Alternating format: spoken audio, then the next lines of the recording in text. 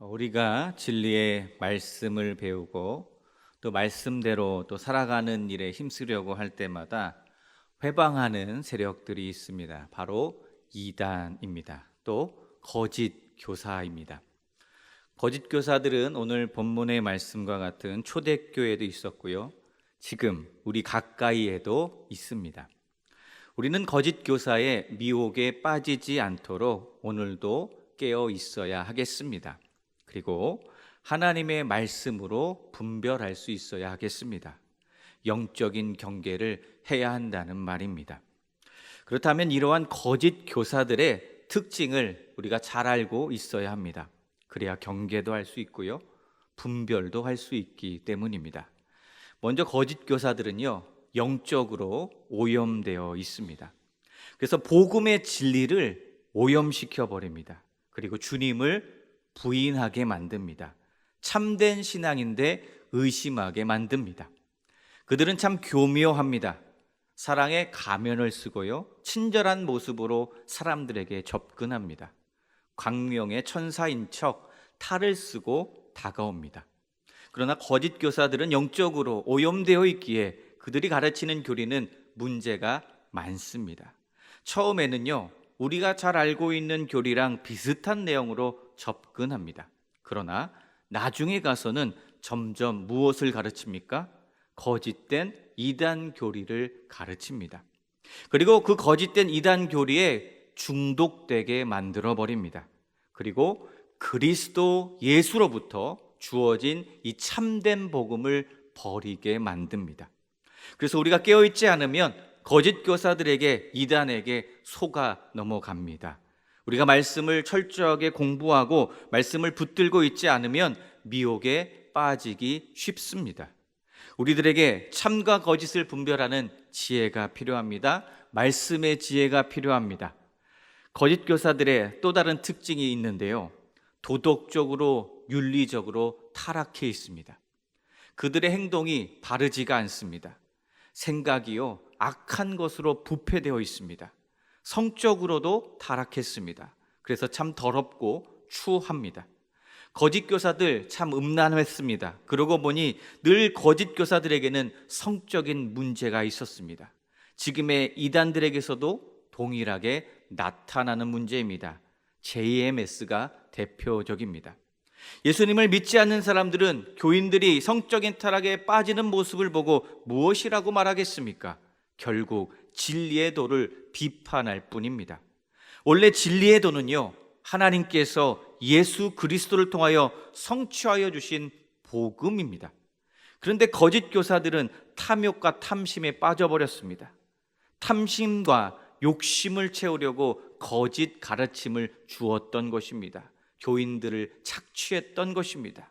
욕심을 채우기 위한 일들을 서슴지 않았습니다. 그러나 결국에는요, 그들의 악행은 세상에 드러나게 될 것입니다. 이에 대하여 베드로 사도는요, 이처럼 사람들을 속이고 사람들의 삶을 망가뜨리는 이 거짓 교사들에 대해서 엄중하게 경고하고 있습니다. 그래서 베드로후서 2장 1절부터 3절 말씀을 보니까요, 거짓 교사들의 특징을 말하는데요, 거짓 교사들은 이단적인 가르침을 몰래 소개했다라고 말합니다. 그리고 예수 그리스도를 부인했다라고 말합니다. 사도들이 전한 것과 전혀 다른 복음을 가르쳤습니다. 예언의 말씀도 자기 마음대로 해석했습니다. 교묘하게 자기들이 사람들의 필요를 충족해 줄 수 있는 것처럼 사람들을 속였습니다. 오늘 우리들도 주의해야 할 것입니다. 하나님의 말씀을 자주 내 필요를 채우는 수단으로 해석하려고 할 때 거짓 교사들에게 넘어가기 쉽습니다. 이단에게 넘어가기 쉽습니다. 우리가 말씀을 묵상할 때마다 언제나 늘 하나님의 뜻에 집중해야 합니다. 하나님의 계획에 집중해야 합니다. 그렇게 할 때 흔들림 없이 믿음의 길도 걸어갈 수 있게 될 것입니다. 꼭 잊지 마시기 바랍니다. 하나님은요, 예수님의 보혈로 죄인들을 구원하여 주셨고요, 주님의 자녀로 삼아 주셨음을 꼭 잊지 마시기 바랍니다. 그런데도 많은 사람들이 진리가 아닌 이단의 가르침에 매력을 느끼고 그들을 쫓아갈 때가 많이 있습니다. 우리는 결코 거짓 교사들의 가르침에 기웃거려서는 안 될 것입니다. 진리의 말씀을 날마다 늘 옳게 분별하시기를 간절히 부탁드립니다. 특별히 주님의 몸된 교회 안에 거짓 교사들이 들어와서 영적인 오염 일으키지 않도록 우리는 더욱 힘써야 될 것입니다. 교회가 영적인 능력을 가지고 거짓 가르침을 물리칠 때 거짓 영적 체험을 조장하는 어떠한 움직임도 사라지게 될 것입니다. 과거에도요, 교회가 경건의 능력을 이뤄가고 있을 때 종교 개혁가들이 등장했습니다. 그리고 그들은요, 신앙에 있어서 가장 기본적인 가르침을 강조했습니다. 예수 그리스도를 믿는 것에 대한 근본적인 가르침, 또 성령의 역사로 인한 구원의 체험에 대한 기본적인 가르침을 다시 깨우쳐 주었습니다. 그래서 마틴 루터는 소요리 문답서, 데오리 문답서를 작성했고 성도들에게 잘 가르쳐 주었습니다. 또 칼빈은요, 기독교 강요를 작성해서 성도들에게 가르쳤습니다. 거짓 교사가 교회에, 공동체에 틈타지 못하게 하기 위함입니다. 그리고 우리가 중요하게 생각하는 또 하나의 귀한 교리 문답서가 있는데요, 웨스트민스터 소요리 문답입니다.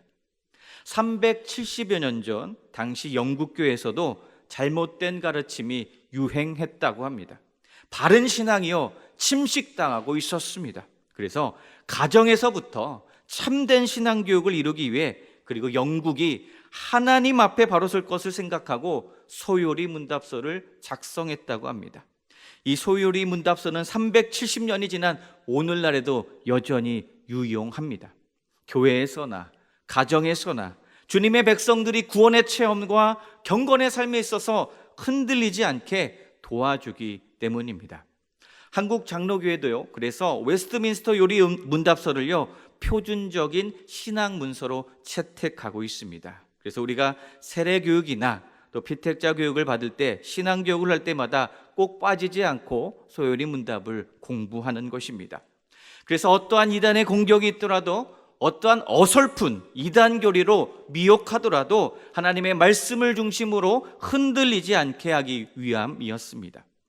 오늘 베드로후서 2장 말씀에 보니까요, 여기서 나타나는 거짓 교사들이 있는데요, 그들이 강조하는 잘못된 가르침 하나가 눈에 띕니다. 그것이 무엇입니까? 바로 그들이 하나님의 심판이 없다고 주장하는 부분입니다. 그러나 하나님의 심판은 있습니다. 하나님의 공의는요, 무한하신 의로움입니다. 하나님의 공의는 모든 피조물을 다루십니다. 그래서 예외가 없습니다.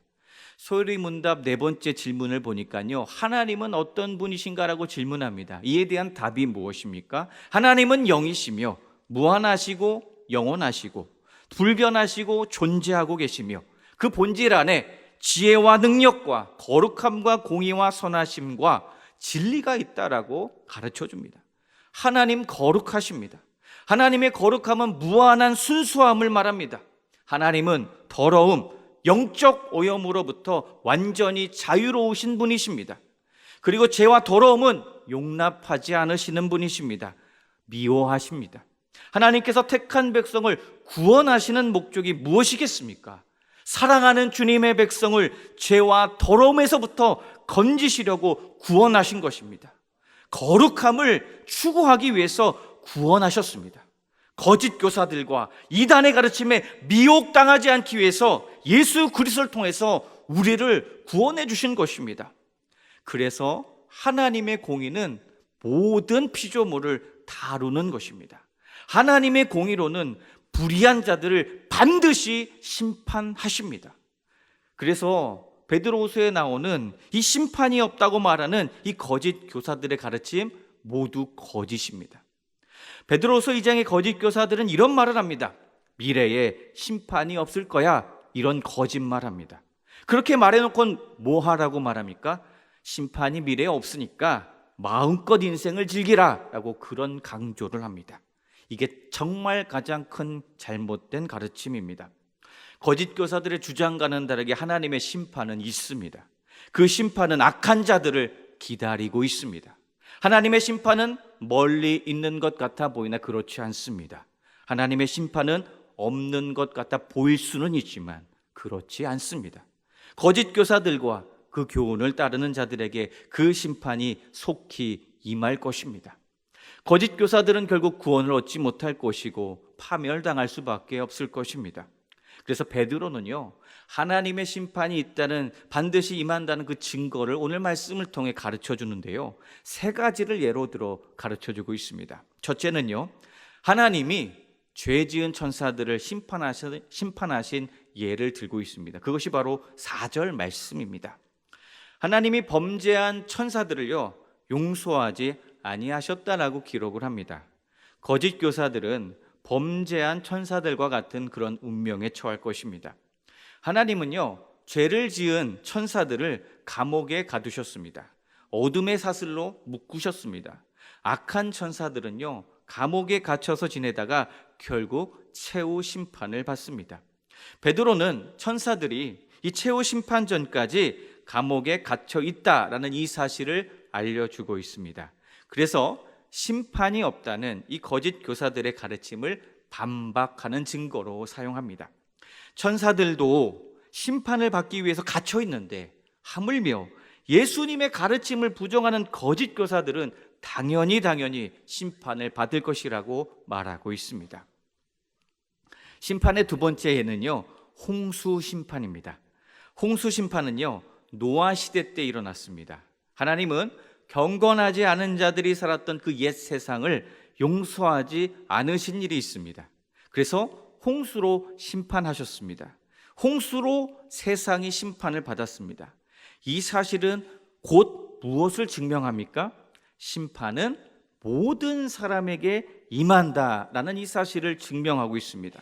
그래서 시편 62편 12절과 전도서 12장 14절은 이렇게 말씀하는데요, 주여 인자함은 주께 속하오니 주께서 각 사람이 행한 대로 갚으심이니이다. 또 이어서 하나님은 모든 행위와 모든 은밀한 일을 선악간에 심판하시리라라고 말씀합니다. 그래서 하나님의 심판은 어떠합니까? 보편적이라는 것입니다. 하나님은 각 사람에게 행한 대로 갚으신다는 말씀입니다. 거짓 교사들은 무엇을 추구했다고요? 탐욕과 욕심을 추구했습니다. 노아 시대 사람들처럼 탐욕을 추구했습니다. 하나님은 그러한 불경건한 자들을 반드시 심판하십니다. 심판의 세 번째 사례를 또 말씀하고 있는데요, 베드로후서 2장 6절부터 8절까지의 말씀입니다. 소돔과 고모라의 멸망을 세 번째 예로 들고 있습니다. 하나님은 소돔과 고모라의 성을 멸망시키셨습니다. 불경건한 자들에 대한 심판이 반드시 있을 것임에 대한 확인, 세 번째 확인 증거의 말씀입니다. 음란했던 소돔과 고모라 땅에서 의롭게 살고자 힘쓴 사람이 하나 있었습니다. 바로 롯입니다. 하나님은 그 롯을 살리셨습니다. 롯은요, 불의한 시대 가운데 살았습니다. 불의한 시대를 살면서 고통도 많이 겪었습니다. 그러나 하나님은 불의한 사회의 위험 가운데서도 롯을 구출해 주셨음을 또 한번 확인할 수가 있습니다. 에베소서 2장 3절의 말씀과 또 갈라디아 3장 10절의 말씀에 보니까 이렇게 증거하고 있습니다. 우리도 모두 전에는 그들 가운데에서 육신의 정욕대로 살고 육신과 마음이 원하는 대로 행했으며 나머지 사람들과 마찬가지로 날 때부터 진노의 자식이었습니다 라는 말씀과 갈라디아서 3장 10절에는요, 율법의 행위에 근거하여 살려고 하는 사람은 누구나 다 저주 아래에 있습니다. 기록된 바 율법책에 기록된 모든 것을 계속하여 행하지 않는 사람은 다 저주 아래에 있다라고 말씀하고 증거하고 있습니다. 죄인인 사람은요, 이렇게 하나님의 진노 아래 놓이게 되는 것입니다. 저주 아래 놓이게 됩니다. 하나님은 무엇을 미워하시기 때문입니까? 죄를 미워하시기 때문입니다. 그래서 죄인인 사람은 하나님의 진노와 저주를 피할 길을 찾아야만 했습니다. 타락한 인생이 맞이하는 마지막은 죽음이라는 형벌뿐입니다. 왜요? 죄의 삭은 사망이기 때문입니다. 하나님은 그럼에도 살아계시기 때문에 때가 되면 모든 악한 자들의 악행에 대해 심판하신다 말씀하셨습니다. 악인들이요, 뭔가를 잘 하는 것처럼 보이고, 악인들이 세상 가운데 별일 없어 보이고, 악인들이 세상 가운데 잘 먹고 잘 사는 것 같이 보여도 죄의 문제를 해결하지 않고서는 그 비참함을 피할 수 없습니다. 하나님의 심판은 있기 때문입니다. 그래서 그 죄의 문제 해결해야만 합니다. 그런데 은혜로우신 하나님께서 살 길을 하나 주셨습니다. 바로 예수 그리스도라는 길입니다. 우리가 살 길은요, 회개하고 예수 그리스도께로 나아가는 길밖에는 없습니다. 놀라우신 구원의 은혜는요, 오직 예수 그리스도 안에만 있습니다. 예수를 믿는 그리스도인은요, 예수님의 부활을 믿습니다. 부활 때에 영광 중에 일으킴을 받게 됨을 믿습니다. 그리고 심판의 날에 올 때 죄 없다함을 잊게 됨을 믿고 있고요, 영원토록 우리는 하나님과 충만하게 즐거워하게 될 것을 또한 믿고 있습니다. 소요리 문답 56문에 보니까요, 10계명 3계명과 관련하여 계명을 어기는 자가 비록 사람들의 심판은 피할 수 있을지라도 주 우리 하나님은 그분의 의로운 심판을 피하지 못하게 하신다라고 답하고 있습니다. 그렇습니다. 사람의 형벌은 피할 수 있을 것입니다. 그러나 하나님의 의로운 심판은 피할 수 없습니다. 그러니까 거짓 교사들이 말하는 것처럼 하나님의 심판은 미래에 없을 것이니까 두려워하지 말고 번영과 쾌락에 빠져 살아도 괜찮다는 이 말에 결코 미혹당해서는 안 될 것입니다. 하나님의 주권을 거부하고 하나님을 경외하지 않으며 음란하고 교만한 마음을 가지고 자기 뜻대로만 사는 사람들의 거짓말을 경계하시기 바랍니다. 오늘도 우리에게 주신 말씀, 생명의 말씀 기억하시기 바랍니다. 오늘날 우리들도요, 베드로가 살던 시대와 같이 비슷한 위험 가운데 있습니다. 이단들이, 거짓 교사들이 포도원의 여우처럼 우리들의 믿음에 자꾸 구멍을 내려고 하고 있습니다. 이단에 빠진 사람들을 보면 어떠합니까? 영적인 고통 가운데 있습니다. 경제적으로도 마찬가지로 고통당하고 있습니다. 그들에 대한 심판은 왜 이렇게도 더딘 것처럼 보이는지 참 모르겠습니다. 그러나 우리는 그럼에도 불구하고 오늘도 하나님 한 분만을 신뢰해야 될 줄로 믿습니다. 하나님 한 분만을 바라보시기 바랍니다. 구원의 역사는요, 하나님의 살아계심을 증명하는 것입니다. 하나님의 은혜가 십자가의 예수 그리스도를 통하여 오늘 나에게 주어졌음을 믿습니다. 우리 구주 예수님께서 우리 대신 나 대신 심판을 받으셨음을 믿습니다. 제 용서와 영생은 오직 예수님께 있음을 믿습니다. 오늘도 비록 마른 광야 같은 세상을 살아가지만 생명과 힘과 위로가 되시고 우리의 오늘과 내일을 책임져 주시는 예수 그리스도만 붙들고 반드시 승리하시기를 주님의 이름으로 간절히 부탁드립니다. 기도하겠습니다.